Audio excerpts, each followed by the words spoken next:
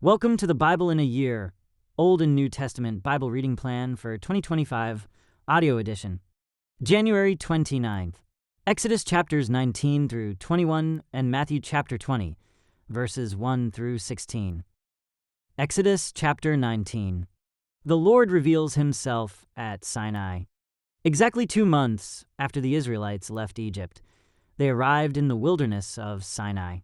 After breaking camp at Rephidim, they came to the wilderness of Sinai and set up camp there at the base of Mount Sinai. Then Moses climbed the mountain to appear before God. The Lord called to him from the mountain and said, "Give these instructions to the family of Jacob. Announce it to the descendants of Israel. You have seen what I did to the Egyptians. You know how I carried you on eagle's wings and brought you to myself. Now if you will obey me and keep my covenant, you will be my own special treasure from among all the peoples on earth. For all the earth belongs to me, and you will be my kingdom of priests, my holy nation. This is the message you must give to the people of Israel." So Moses returned from the mountain and called together the elders of the people and told them everything the Lord had commanded him. And all the people responded together, "We will do everything the Lord has commanded." So Moses brought the people's answer back to the Lord. Then the Lord said to Moses, "I will come to you in a thick cloud, Moses, so the people themselves can hear me when I speak with you. Then they will always trust you." Moses told the Lord what the people had said. Then the Lord told Moses, "Go down and prepare the people for my arrival. Consecrate them today and tomorrow, and have them wash their clothing.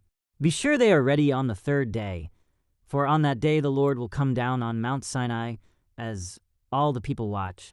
Mark off a boundary all around the mountain. Warn the people, be careful. Do not go up on the mountain or even touch its boundaries. Anyone who touches the mountain will certainly be put to death. No hand may touch the person or animal that crosses the boundary. Instead, stone them or shoot them with arrows. They must be put to death. However, when the ram's horn sounds a long blast, then the people may go up on the mountain." So Moses went down to the people. He consecrated them for worship, and they washed their clothes. He told them, "Get ready for the 3rd day, and until then abstain from having sexual intercourse." On the morning of the 3rd day, thunder roared and lightning flashed, and a dense cloud came down on the mountain. There was a long, loud blast from a ram's horn, and all the people trembled. Moses led them out from the camp to meet with God, and they stood at the foot of the mountain. All of Mount Sinai was covered with smoke because the Lord had descended on it in the form of fire. The smoke billowed into the sky like smoke from a brick kiln, and the whole mountain shook violently. As the blast of the ram's horn grew louder and louder, Moses spoke, and God thundered his reply. The Lord came down on the top of Mount Sinai and called Moses to the top of the mountain. So Moses climbed the mountain. Then the Lord told Moses, "Go back down and warn the people not to break through the boundaries to see the Lord, or they will die. Even the priests who regularly come near to the Lord must purify themselves so that the Lord does not break out and destroy them." "But Lord," Moses protested, "the people cannot come up to Mount Sinai. You already warned us. You told me, mark off a boundary all around the mountain to set it apart as holy." But the Lord said, "Go down and bring Aaron back up with you. In the meantime, do not let the priests or the people break through to approach the Lord, or he will break out and destroy them." So Moses went down to the people and told them what the Lord had said. Exodus chapter 20. 10 Commandments for the Covenant Community. Then God gave the people all these instructions. "I am the Lord your God, who rescued you from the land of Egypt, the place of your slavery. You must not have any other god but me. You must not make for yourself an idol of any kind, or an image of anything in the heavens or on the earth or in the sea. You must not bow down to them or worship them. For I, the Lord your God, am a jealous God who will not tolerate your affection for any other gods. I lay the sins of the parents upon their children. The entire family is affected, even children in the 3rd and 4th generations of those who reject me. But I lavish unfailing love for 1,000 generations on those who love me and obey my commands. You must not misuse the name of the Lord your God. The Lord will not let you go unpunished if you misuse his name. Remember to observe the Sabbath day by keeping it holy. You have 6 days each week for your ordinary work, but the seventh day is a Sabbath day of rest dedicated to the Lord your God. On that day, no one in your household may do any work. This includes you, your sons and daughters, your male and female servants, your livestock, and any foreigners living among you. For in 6 days the Lord made the heavens, the earth, the sea, and everything in them. But on the seventh day he rested. That is why the Lord blessed the Sabbath day and set it apart as holy. Honor your father and mother. Then you will live a long, full life in the land the Lord your God is giving you. You must not murder. You must not commit adultery. You must not steal. You must not testify falsely against your neighbor. You must not covet your neighbor's house. You must not covet your neighbor's wife, male or female servant, ox or donkey, or anything else that belongs to your neighbor. When the people heard the thunder and the loud blast of the ram's horn, and when they saw the flashes of lightning and the smoke billowing from the mountain, they stood at a distance, trembling with fear. And they said to Moses, "You speak to us, and we will listen. But don't let God speak directly to us, or we will die." "Don't be afraid," Moses answered them, "for God has come in this way to test you, and so that your fear of him will keep you from sinning." As the people stood in the distance, Moses approached the dark cloud where God was. Proper use of altars. And the Lord said to Moses, "Say this to the people of Israel. You saw for yourselves that I spoke to you from heaven. Remember, you must not make any idols of silver or gold to rival me. Build for me an altar made of earth, and offer your sacrifices to me, your burnt offerings and peace offerings, your sheep and goats, and your cattle. Build my altar wherever I cause my name to be remembered, and I will come to you and bless you. If you use stones to build my altar, use only natural, uncut stones. Do not shape the stones with a tool, for that would make the altar unfit for holy use. And do not approach my altar by going up steps. If you do, someone might look up under your clothing and see your nakedness." Exodus chapter 21. Fair treatment of slaves. These are the regulations you must present to Israel. If you buy a Hebrew slave, he may serve for no more than 6 years. Set him free in the 7th year, and he will owe you nothing for his freedom. If he was single when he became your slave, he shall leave single. But if he was married before he became a slave, then his wife must be freed with him.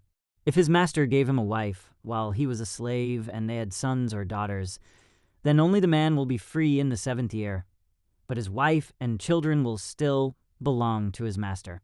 But the slave may declare, "I love my master, my wife, and my children. I don't want to go free."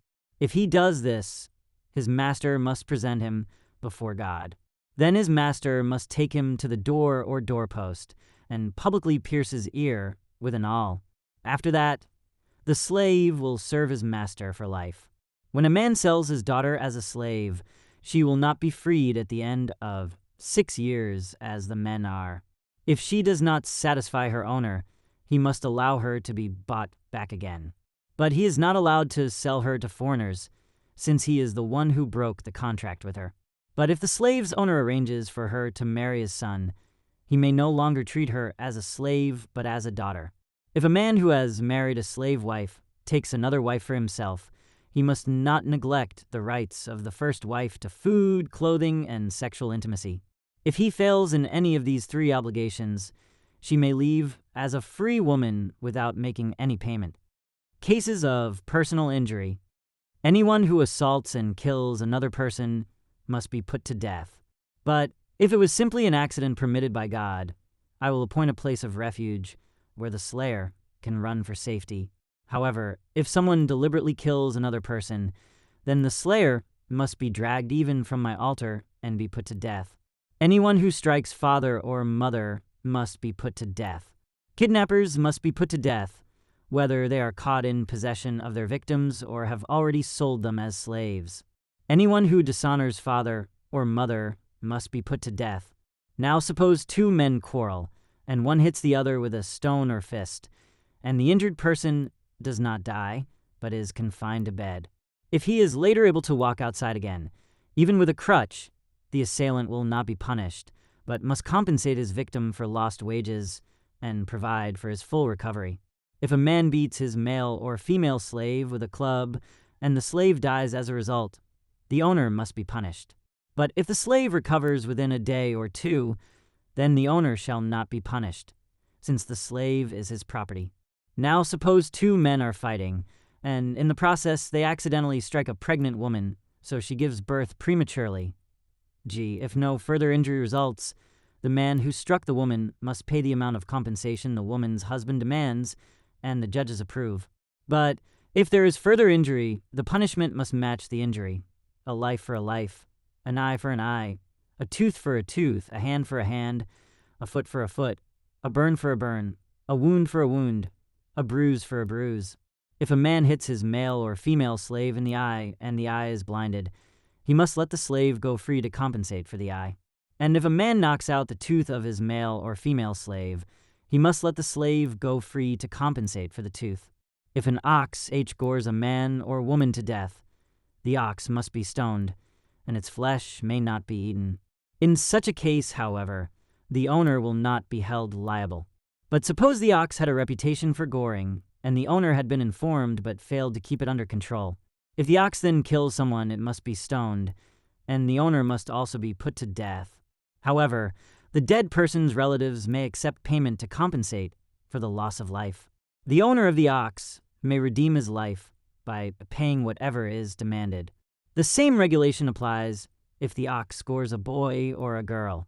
But if the ox scores a slave, either male or female, the animal's owner must pay the slave's owner 30 silver coins.